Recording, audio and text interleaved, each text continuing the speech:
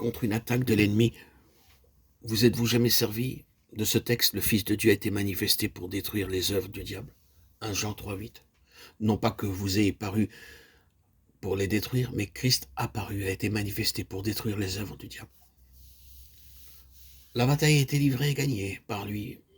Et ce qu'il attend de vous, c'est simplement que vous serviez de sa victoire.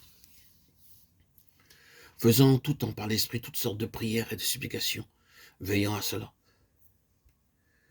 Une fois que vous aurez compris ce qu'est cette guerre et ce que sont ces forces qui vous entourent, et les embûches du diable pour vous attirer, vous veillerez toujours. Vous ne pourrez plus vous permettre d'avoir des écarts de langage. De nos jours, le diable est en train de prendre des phrases sorties de la bouche des enfants de Dieu pour s'en servir. Il peut aussi mettre une phrase dans la bouche d'un serviteur de Dieu. Maintenant, comme jadis, lorsqu'il se servit de la bouche de Pierre, et alors il incite les hommes à s'en emparer et à se quereller à ce sujet. Ah, si chacun de nous parvient à prendre cette position de victoire et à la maintenir, le Seigneur mènera son Église à la victoire, à mesure que nous prierons pour tous les saints. L'agneau vaincra et ceux qui demeurent en lui vaincront aussi avec lui, non pas ceux qui marchent dans la sphère terrestre et combattent pour eux-mêmes et pour leur Église, mais ceux qui marchent avec lui et sont vainqueurs. Apocalypse 3,21. Celui qui vaincra, je le ferai asseoir sur mon trône, comme moi-même j'ai vaincu et me suis assis sur le trône de mon Père. Voici une place près de moi, dit-il dans Exode 33,21, et je vous invite à occuper cette place près de moi.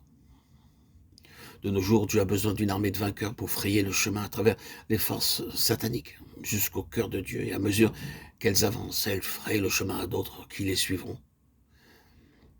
Voulons-nous être de ces vainqueurs qui cherchent ainsi à frayer le chemin expérimentalement pour arriver à cette place avec Christ en Dieu, où ils sont déjà de fait?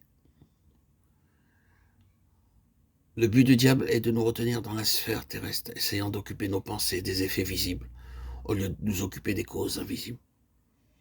Il nous pousse à essayer, par nos propres forces, de mettre de l'ordre dans les choses de ce monde et dans l'Église endormie, aveuglée par lui, par Satan, le diable,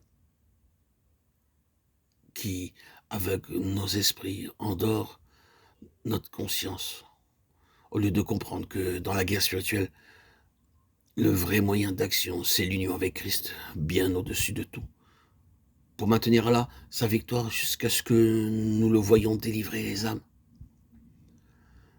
Si nous savions faire cela pour les églises, si nous savions frayer le chemin par l'Esprit jusqu'au lieu céleste et nous maintenir dans cette place de victoire et voir le Seigneur libérer les âmes, oh, quel changement, quel progrès nous verrions se réaliser rapidement.